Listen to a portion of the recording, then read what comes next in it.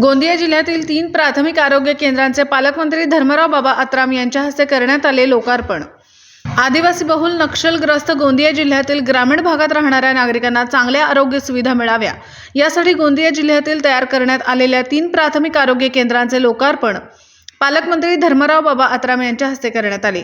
यात सडक अर्जुनी तालुक्यातील चिखली प्राथमिक आरोग्य केंद्रात पालकमंत्र्यांनी स्वतः हजर राहून लोकार्पण केले, तर अर्जुनी मोरगाव तालुक्यातील इडदा प्राथमिक आरोग्य केंद्र तसेच सालेकसा तालुक्यातील गोरे प्राथमिक आरोग्य केंद्राचे लोकार्पण पालकमंत्री धर्मराव बाबा आत्राम यांच्या हस्ते करण्यात आले असून अत्यंत आधुनिक आणि सुसज्ज इमारती तयार करण्यात आल्याने पालकमंत्र्यांनी देखील आनंद व्यक्त केला असून इथे येणाऱ्या प्रत्येक रुग्णांना चांगल्या आरोग्य सुविधा डॉक्टरांनी पुरवाव्या अशा सूचना पालकमंत्री धर्मराव बाबा आत्राम यांनी डॉक्टरांना दिल्या आहेत।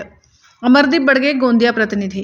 या ठिकाणी प्राथमिक आरोग्य केंद्राचे लोकार्पण केलेले आहे, काय सांगाल एकंदरीत? आता इथे आपण चिखली इथला आपण आरोग्य केंद्र जे 4-4.5 कोटीचं आहे ते आपण इथे केलेलं आहे। इथे सुसज्ज दवाखाना आहे आणि आपला निवासस्थान वगैरे सगळं आपण व्यवस्था केलेलं आहे आणि त्या दृष्टीने आता आरोग्याच्या दृष्टिकोनातून फार मोठा एक क्रांतिकारक निर्णय आपला या विभागामध्ये आपल्या विभागाचे आमदार चंद्रिका पुरे साहेब यांनी जे काम केलेलं त्याचं आपण आज लोकार्पण करायला इथे आलेलो आहोत। त्या सगळं 3 PSCचं आणखीन ऑनलाईन आपण केलेलं आहे। ते जवळजवळ ते 17-18 कोटीचा हा सुद्धा ऑनलाईन आपण केलेला आहे, म्हणजे जवळजवळ 25,000 ते 30,000 लोकांना ह्याचा फायदा होणार आहे। गोंदिया जिल्ह्यामध्ये आज 3 प्राथमिक आरोग्य केंद्र आणि काही उपकेंद्रांचं देखील लोकार्पण झालेलं आहे। कशा पद्धतीचे आरोग्य सुविधा पुरवण्यात येतील? नाही, आपण आपल्याकडे अजून आज 4 PSCचं आपण लोकार्पण केलेलं आहे। यापूर्वी आपल्याकडे बिल्डिंग तयार होत्या, परंतु काही कारणाने आपण ते लांबलं होतं, त्याचा योग आज आला। आज आपल्याकडे आपण पालांतूर जमी इळदा PSC, गोरे आणि चिखली PSCचं आपण लोकार्पण केलेलं आहे माननीय मंत्र्यांच्या हस्ताक्षर शुभ असते।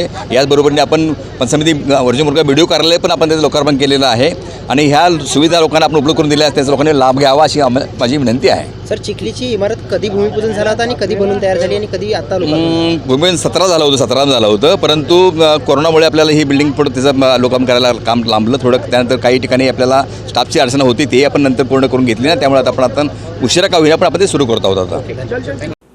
दिवसभरातील घडामोडींचा आढावा घेण्यासाठी पाहत रहा N24 मराठी न्यूज चॅनल।